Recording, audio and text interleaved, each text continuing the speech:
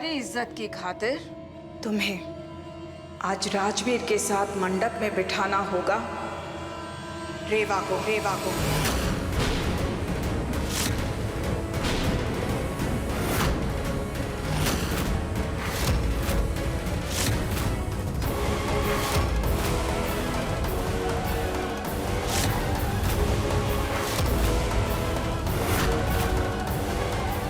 ऐसा कोई ख्याल भी आपके मन में कैसे आ सकता है आंटी जी? श्रुति और राजवीर एक दूसरे से बहुत प्यार करते हैं। ऐसा मत करिए।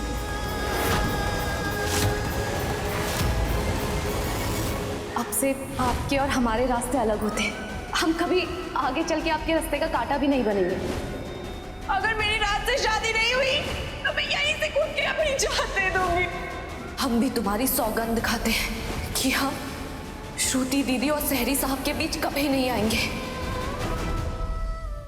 दादी, दादी, आप भी कैसे कह सकती हैं? शादी कोनो गुड्डी गुड़ियों का खेल नहीं है। पहले उसके साथ कर दी, फिर बाद में किसी और के साथ। ये दो आत्माओं का मिलन है दादी, कम से कम इसके साथ मजाक तो मत कीजिए। और हम लोग का ये फालतू की बातें कर रहे हैं। सच हमें श्रुति दीदी को ढूंढना चाहिए ना। दादी, हमारी बात समझने की कोशिश कीजिए। आज आपके पोते और इनकी बेटी की शादी है, फिर क्यों हमें बीच में घसीट के आप नियति का लिखा बदलना चाहती है? और श्रुति दीदी आपके पोते से बहुत ही प्यार करती है। वो कभी ऐसे नहीं कर सकती। वो जरूर कहीं फंस गई होंगी। हमें बस थोड़ा सा वक्त दीजिए, हम उन्हें जल्दी ढूंढ लेंगे।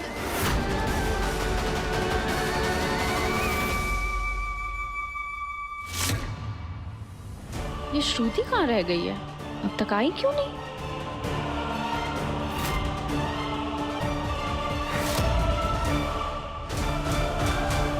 एक बार फिर कह रही हूँ अनुपमा, कारण जो भी हो, लेकिन श्रुति ने मुहूर्त के समय पर गायब होकर गैर जिम्मेदाराना हरकत की है और आज सिर्फ उसकी वजह से हमारा सर सबके सामने झुक जाएगा। ऐसा कुछ भी नहीं होगा आंटी जी, हम श्रुति को ढूंढ लेंगे। ये झूठा दिलासा किसी और के लिए बचा कर रखो। 4 बार पूरा घर छान मारी हूं, मिली तुम्हें नहीं ना? तो फिर कहां से प्रकट हो जाएगी? वो घर में नहीं है, मतलब बाहर कहीं भी हो सकती है। आप कहाँ ढूंढेंगे उसे? मुहूर्त पे तो कुछ भी करके नहीं पहुंचेगी वो। पारुल, ऐसा कुछ भी मत बोलो बेटा। श्रुति ने पूरी जिंदगी इस एक दिन का इंतजार किया है।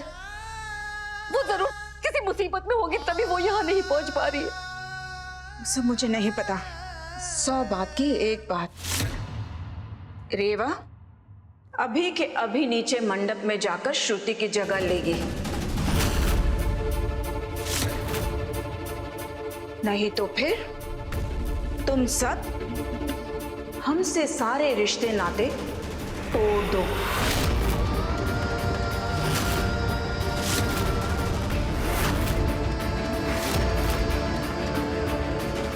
मैं नीचे तुम्हारा इंतजार कर रही हूं, तुम सोचकर अपना फैसला बता देना।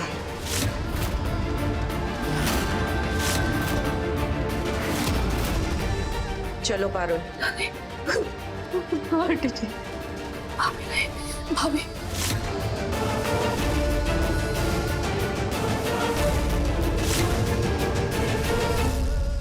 हे भोलेनाथ, माफ कर देना।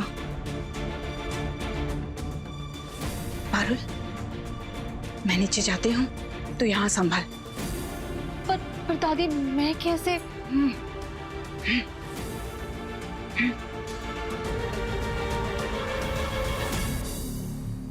मुझे कुछ समझ नहीं आ रहा कि मैं श्रुति की चिंता करूं या उसकी शादी की।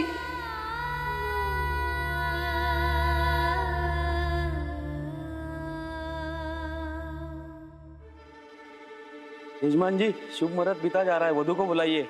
1:03 का मुहूर्त है, अब 12:45 हो रहे।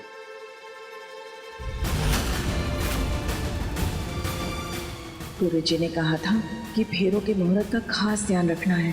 और अभी तक तो पता नहीं चला कि भेड़े रेवा के साथ ही हो रही है या श्रुति के साथ। मैं लेकर आती हूँ श्रुति को।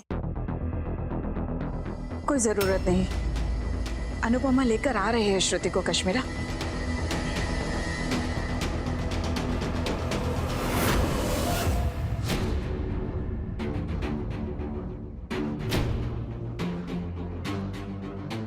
श्रुति का शादी के मंडप से तो भागने का सवाल ही नहीं उठता है, फिर कहीं कहाँ वो?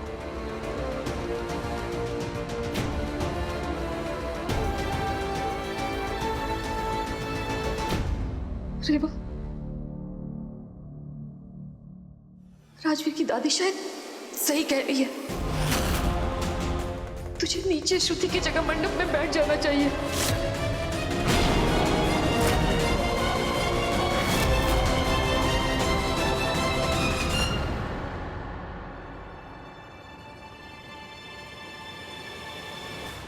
इतनी बेसब्री, ओ माय गॉड।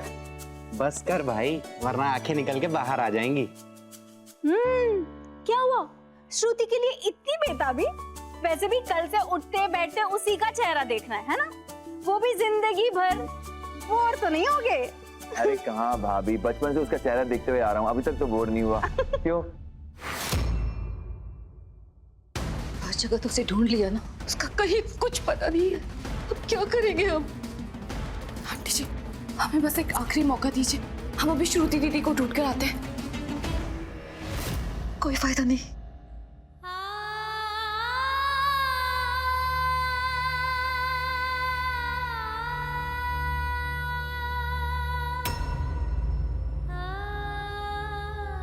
हमें राजवीर की दादी की बात मान लेनी चाहिए।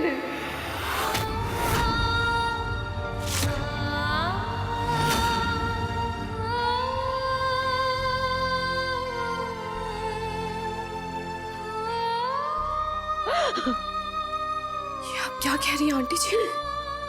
देखो, समय नहीं है, तुम नीचे जाकर श्रुति की जगह मंडप में बैठ जाओ, तब तक मैं श्रुति को ढूंढ कर लाती हूँ। ऐसा नहीं हो सकता, हम श्रुति दीदी की जगह मंडप पे नीचे कैसे? रेवा, हमें ये करना ही होगा, नहीं तो पूरे शहर के सामने जो हमारी थू-थू होगी, उसके बाद कुछ भी नहीं रह जाएगा हमारे लिए। कश्मीरा अपनी इस बेइज्जती का बदला हमसे कैसे लेगी, इसके बारे में तो कुछ कहा ही नहीं जा सकता। और मोहन जी जीते जी मर जाएंगे।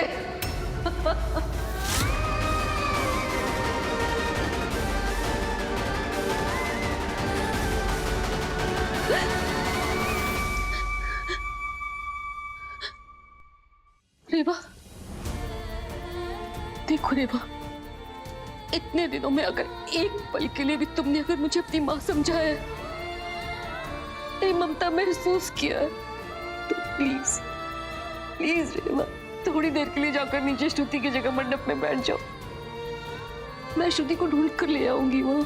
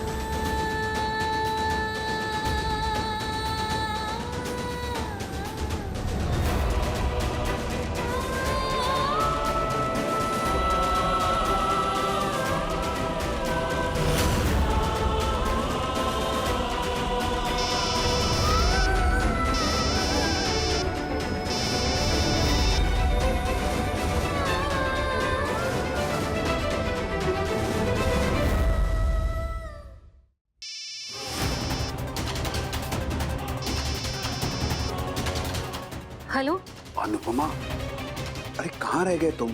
श्रुति को लेकर जल्दी नीचे आओ, सब लोग यहाँ पर इंतजार कर रहे हैं। हाँ, बस अभी लेकर आ रही हूँ। कहाँ ढूंढूं मैं श्रुति को?